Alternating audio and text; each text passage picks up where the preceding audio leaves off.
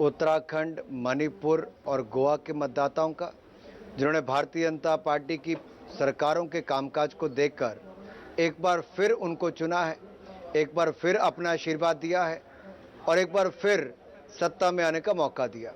बड़ा कारण है नरेंद्र मोदी जी की छवि, गरीब कल्याण के काम और सुशासन और विकास को नई ऊंचाइयों पर ले जाना। उत्तर प्रदेश में योगी जी ईमानदार छवि के साथ 5 वर्ष काम किया, अपराधी गुंडे माफियों से मुक्ति दिलाने का काम किया, गरीब कल्याणकारी योजनाओं को धरातल तक पहुंचाकर और साथ ही साथ उत्तर प्रदेश में रिकॉर्ड निवेश लाकर रोजगार स्वरोजगार के अवसर भी लाए। तो आपदा के समय माइक्रो कंटेनमेंट जोन्स बनाकर जो एक बड़ा काम किया वो अपने आप में कहीं ना कहीं दिखता है और जनता ने आशीर्वाद दिया। जहां तक आपने कहा ईवीएम का और बेवफाई का, मैं यही कहूंगा अखिलेश जी ने प्रयास किया कि नई सपा है, नई हवा है, एक नारा देकर नई छवि बनाने का, लेकिन आगे से उत्तर प्रदेश की जनता की आवाज आती थी, वही हवा है, वही सपा है, जनता इनसे खफा है। और 10 मार्च को अखिलेश जी कह रहे हैं ईवीएम बहुत बेवफा है। अनुराग, आप मुझसे बेहतर जानते हैं जिस परिप्रेक्ष्य में ये चुनाव हुए 2 साल देश ही नहीं दुनिया ने महामारी का कहर झेला। वो संकट संक्रमण काल था। महामारी के चलते मारामारी मची, ऑक्सीजन के लिए, दवाइयों के लिए, लोगों की मौत भी हुई और फिर आफत और आपातकाल में भी ये तब्दील हुआ कि नौकरियां गई, मजदूरों का पलायन होता दिखा, साथ ही साथ महंगाई भी चरम सीमा पर पड़ती दिखी। ये किसी भी सत्ताधारी दल के लिए, सिर्फ बीजेपी की बात नहीं, किसी भी सत्ताधारी दल के लिए कि ये मुश्किल वक्त हो सकता था, एक एंटी इनकम्बेंसी हावी हो सकती थी। उससे पार कैसे पाटी आप? देखिए, कुछ लोग आपदा में अवसर ढूंढ रहे थे राजनीति करने के, हमने आपदा में अवसर ढूंढे आत्मनिर्भर भारत बनाने के। आपदा में भी लोगों के जीवन बचाने का काम किया। जहां एक भी पीपी किट नहीं बनती थी, वहीं पर 10 लाख पीपी किट बनाने की क्षमता को खड़ा किया। भारत के लोगों में ही वो क्षमता है, लेकिन अवसर दिया। उसी समय डिफेंस मैन्युफैक्चरिंग का काम हिंदुस्तान में शुरू करने की शुरुआत की। ऐसे बहुत सारे निर्णय किए, प्रोडक्शन लिंक इंसेंटिव स्कीम से लेकर बाकी, जो लोगों के हित में थे। 80 करोड़ लोगों को महीने में राशन मुफ्त में दिया, 2 साल तक दिया। उत्तर प्रदेश में तो महीने में 2 बार मुफ्त में राशन दिया। और यही नहीं, उत्तर प्रदेश में तो 43 लाख लोगों को पक्के मकान बनाकर दिए जो 70 वर्षों में नहीं बने थे। हर घर को बिजली दी, रसोई गैस का सिलेंडर दिया, पानी का कनेक्शन 30,000 से ज़्यादा पंचायतों में दे दिए, शहरों में तो कर ही दिया, और 5 लाख का इलाज भी मुफ्त में दिया है। तो कहीं ना कहीं गरीब कल्याण की योजनाओं का बहुत बड़ा फर्क मिला। जो लोगों में एक डर भय होता था अपराधी माफियों का, गुंडों का, इनसे मुक्ति दिलाने का काम योगी जी ने किया। आपने देखा होगा चुनाव में बुलडोजर होता था, बुलडोजर कुछ और नहीं थी, ये जो सरकारी और गैर सरकारी जमीन पर कब्जा किया था, इससे मुक्ति दिलाई बुलडोजर ने। अपराधी माफियों से मुक्ति दिलाई योगी जी ने। तो कहीं ना कहीं एक बड़ी छवि आई कि जो शाम को 7 बजे यूपी के लोग घरों तक सिमट जाते थे, आज रात को 12 बजे भी खुलकर बाहर आ सकते हैं। उसका फर्क पड़ा। जहां आपने आपदा की बात की, आपको याद होगा दिल्ली की सरकार के समय, आपदा के समय यहां पर मोहल्लों में जाकर बड़े बड़े भोंपू लगाकर वहां पर कहते थे यहां की लोकल सरकार आम आदमी की कि चले जाइए, यहां कुछ नहीं मिलेगा। और बॉर्डर पर जाकर 3,000 से ज्यादा बसें योगी जी की सरकार ने भेजकर लोगों को घर घर तक पहुंचाने का काम किया। मोदी जी ने ट्रेन चलाकर लोगों को देश के कोने कोने तक पहुंचाने का काम किया। मुफ्त में वैक्सीन लगाने का काम 2-2 करने का काम किया है। आपदा के समय भी हम खड़े रहे, हमने दुनिया की ओर नहीं देखा कि वैक्सीन वहां से लानी है। भारत में वैक्सीन बनाकर और 180 करोड़ वैक्सीन मुफ्त में लगाने का काम देश में किया। 28 करोड़ से ज्यादा मुफ्त में वैक्सीन लगाने का काम उत्तर प्रदेश में मतलब किया। आप कह रहे हैं कहीं ना कहीं ये काम आया है। अनुराग, जो मुश्किल वक्त में भी जो लोगों की नाराजगी होती है, उसको आपने काबू में किया। और मोदी है तो मुमकिन है, जो नारा आपने बुलंद कर रखा था, उसकी भी गूंज रही। और साथ ही साथ मैं जोड़ रहा हूं एक नारा, योगी है तो यकीन है। भरोसा आप पर किया, बावजूद इसके, और शायद आप इस बात को मानेंगे भी, अप्रिशिएट करेंगे कि सब कुछ परफेक्ट नहीं था। यह एक डिफिकल्ट वक्त में चुनाव हुआ आपके लिए। निश्चित तौर पर आपदा जिसको पूरी दुनिया झेल रही है, कोविड-19 पैंडेमिक, उसके समय चुनाव कराना, पहले 2 चरणों में कोई फिजिकल रैली नहीं थी, उसके बावजूद चुनाव में जाना, केवल 5 चरणों में रैलीज हो पाई। बहुत सारी चुनौतियां थी, घर घर जाकर प्रचार हमने करने का काम भी किया, बड़े से बड़े नेता भी घर घर जाने का काम किया। लेकिन एक बात संदीप जी मैं यहाँ पर जरूर कहना चाहता हूँ, जब हम तुलना करते हैं बाकी राजनीतिक दलों से कि उनके पास क्या चेहरे थे, तो योगी जी के सामने स्थानीय चेहरा कोई नहीं खड़ा हो पाया और राष्ट्रीय चेहरा कोई मोदी जी के सामने नहीं खड़ा हो पाया। मोदी जी आज केवल देश के नहीं, दुनिया के सबसे सर्वाधिक लोकप्रिय नेता के रूप में चुने गए, एक बार नहीं कई बार देखे गए। और यूक्रेन में जो संकट युद्ध का आया है, आप देखिए 24 फरवरी से लेकर आज तक ये समस्या बनी हुई थी यूक्रेन की, जो वहां पर युद्ध चल रहा है, उसके बावजूद 21,700 से ज्यादा छात्रों को पूरी सुरक्षा के साथ वापस लाने का काम किया। मां गंगा का आशीर्वाद लेकर, गंगा आरती करके, जिसने देश की कमान संभाली हो, ऑपरेशन गंगा के माध्यम से 21,790 छात्रों को सुकुशल वापस लाने का काम भी मोदी जी ने देश में किया है। अच्छा अनुराग जी, अनुराग जी एक बात बताइए, आप क्या मानते हैं कि आगे वाले चुनाव जो हैं उनमें जात पात की अब राजनीति नहीं चलेगी? क्या आप ये मानते हैं, आपकी पार्टी इस बात को मानती है कि अब जो राजनीति है, जिस करवट बदल रही है, उसमें जात पात नहीं आएगा सामने? मैं इतना ही कहूंगा, 2014 से लेकर 2022 तक आप भारत सरकार की कोई योजना देख लें या भाजपा शासित किसी भी राज्य की योजना को देख लें, किसी में भेदभाव नहीं किया जाता है।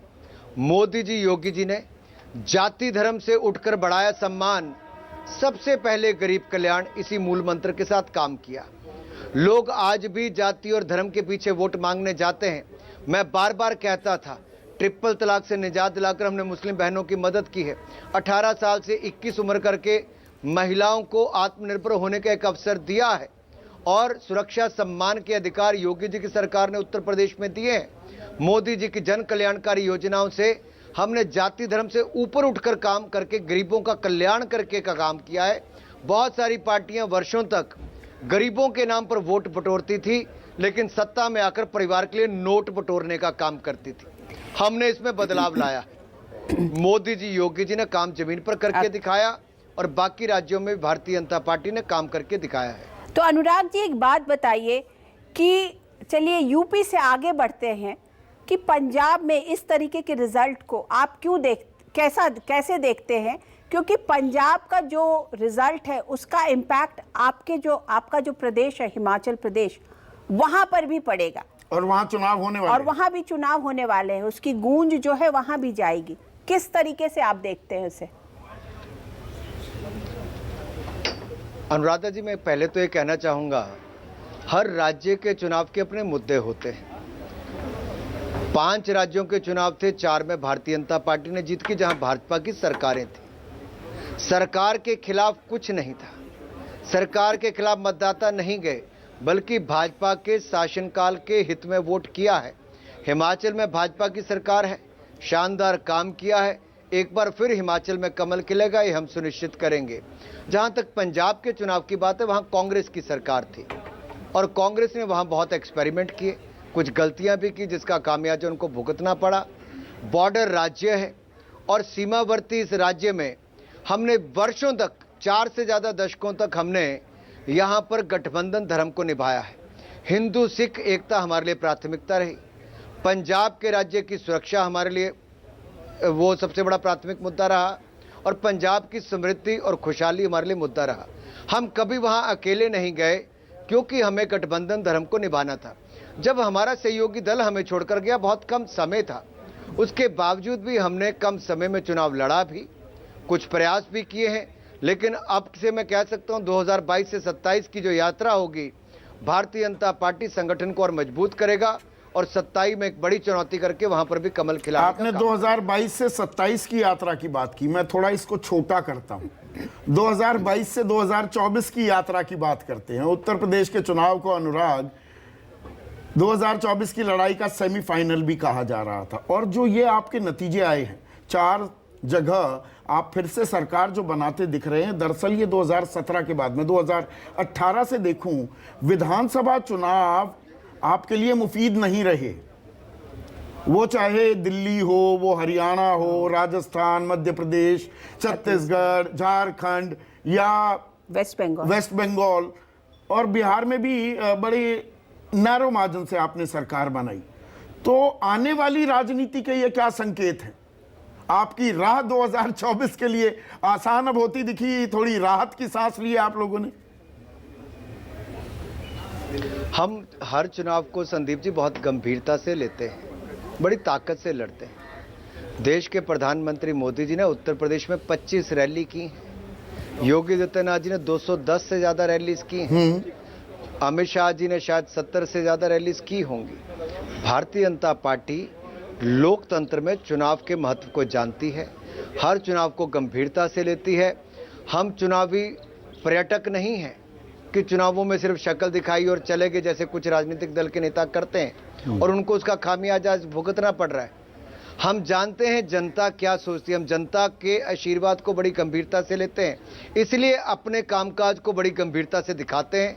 सत्ता में आने के बाद संकल्प को सिद्धि तक ले जाने का काम करते हैं और मैं आपको विश्वास दिलाता हूं, ये जो जनता ने 4 राज्यों में हमें आशीर्वाद दिया है, ये हम इस संकल्प पत्र में जो हमने लिखा था उसको सच करके दिखाएंगे, सिद्ध करके दिखाएंगे और 2024 में जो 2019 में वायदे किए थे उसको पूरे करके एक बार फिर मोदी जी के नेतृत्व में 303 का रिकॉर्ड भी तोड़कर दिखाएंगे। आपने जो राजनीतिक पर्यटक शब्द इस्तेमाल किया, पॉलिटिकल टूरिस्ट, वो राहुल गांधी के बारे में अगर मैंने सही समझा है तो राहुल गांधी का जिक्र कर रहे थे और कांग्रेस मुक्त भारत की ओर भी शायद हम जाते दिख रहे हैं। पंजाब में अपना किला खुद ही ढहा दिया, पैर पर कुल्हाड़ी नहीं कुल्हाड़ी पैर पर मारी है।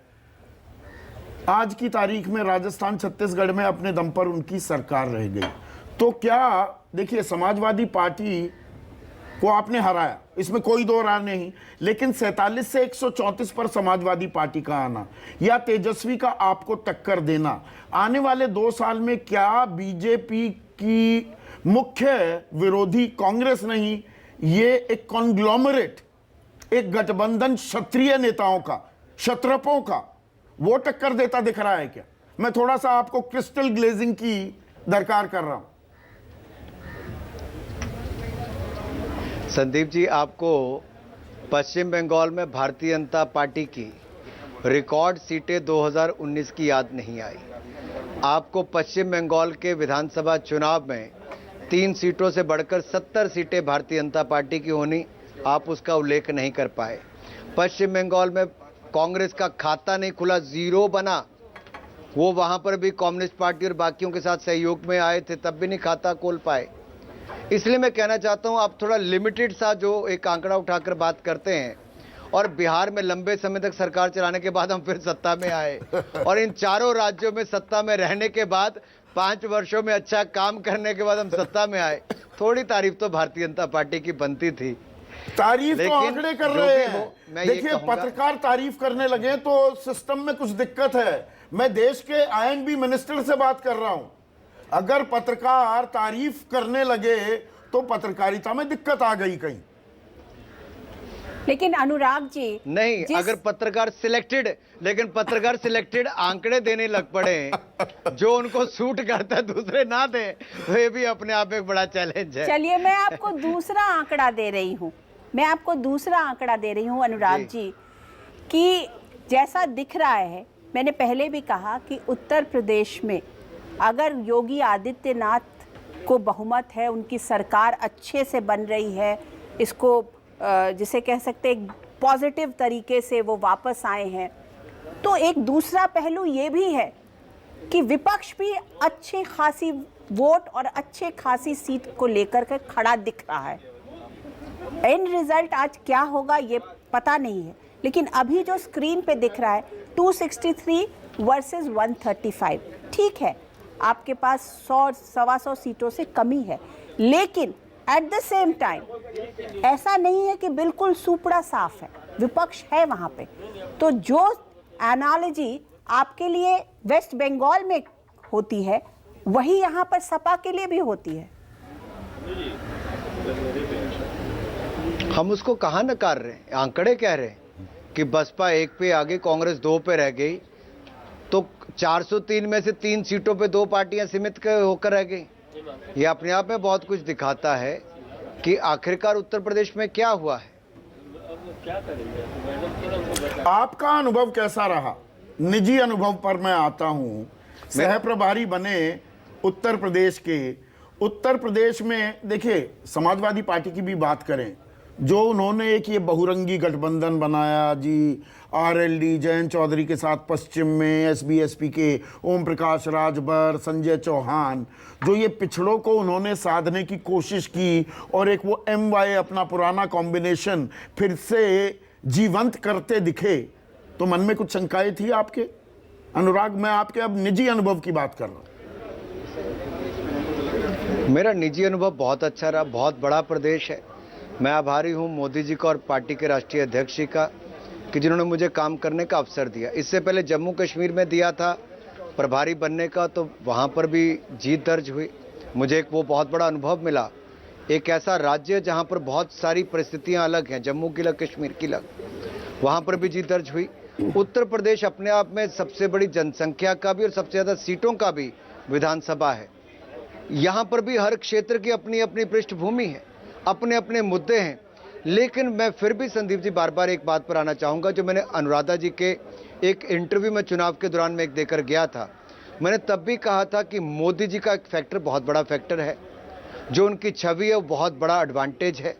साथ ही साथ योगी जी सोने पे सुहागा हैं, क्योंकि कहीं ना कहीं उन्होंने जो काम जमीन पे किया है, आम जनता में उनके प्रति भी उतना ही प्यार है कि उन्होंने गुंडे अपराधियों से मुक्ति दिलाई, गरीब कल्याण के काम किए, विकास बहुत कुछ किया है।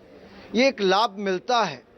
मुझे कहीं ना कहीं निश्चित तौर पर बाइपोलर इलेक्शन था, पहले से नजर आ रहा था कि सपा और भाजपा के बीच में इलेक्शन होने जा रहा है और बाकी पार्टियां आहिस्ता आहिस्ता बहुत सीमित होती चली जा रही थी।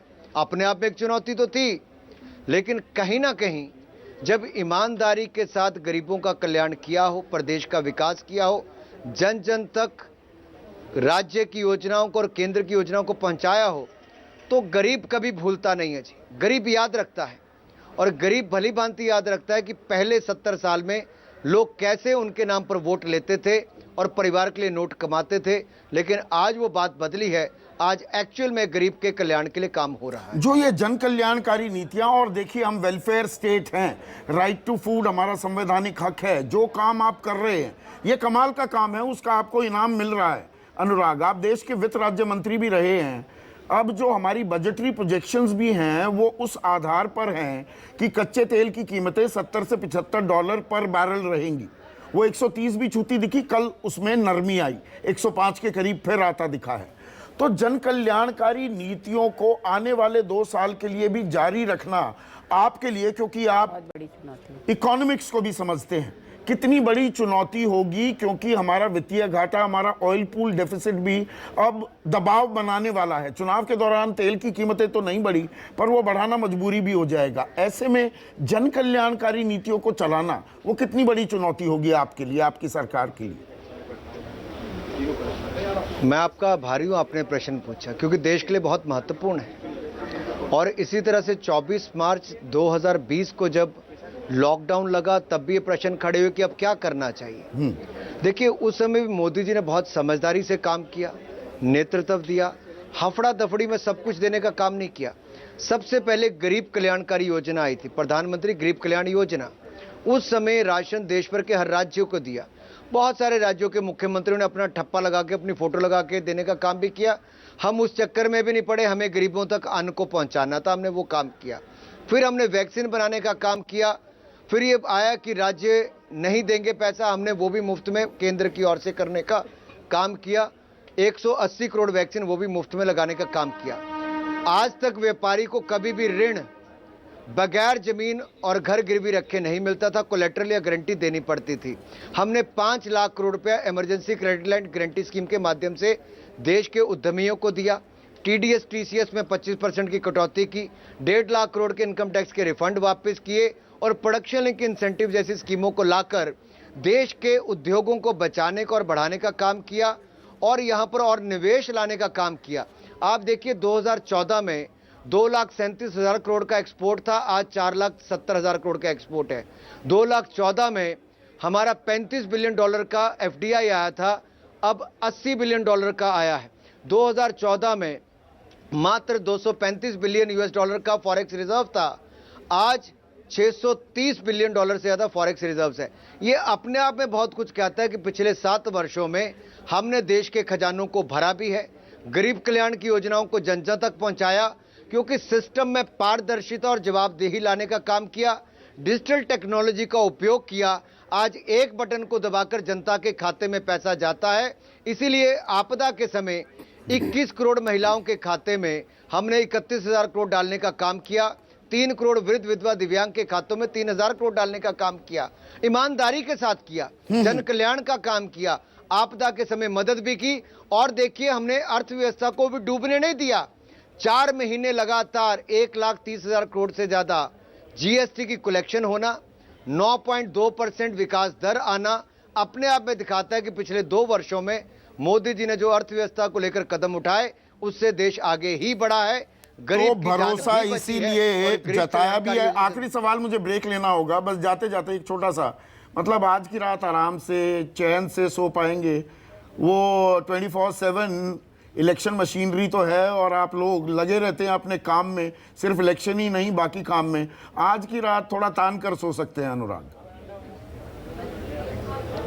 देखिए, आज रात तक तो आपके चैनल्स पर ही बैठना पड़ेगा और उसके बाद सुबह 1:30 बजे मुझे जाकर जो यूक्रेन से आखिरी बैच बच्चों का आ रहा है, विद्यार्थियों का आ रहा है, उनको जाके रिसीव भी करना है। तो नेता की जिंदगी 24/7 ही होती है, जैसे आप सबकी भी है, लेकिन ये लोगों के लिए और देश के लिए समर्पित है, आगे भी समर्पित ही रखेंगे और इसी तरह से काम करते भी रहेंगे। संदीप जी, बहुत बहुत शुक्रिया अनुराग ठाकुर। तो तस्वीर, ये आंकड़े आज की कहानी बयां करते हुए, आने वाले दिनों की भी कहानी बयां करते हुए, एंटी इनकम्बेंसी नाम की इस चिड़िया को ऐसा साध लिया है बीजेपी ने कि प्रो इनकम्बेंसी हावी होती दिखी है। 5 राज्यों में से 4 राज्यों में बीजेपी फिर से सरकार बनाती दिख रही है।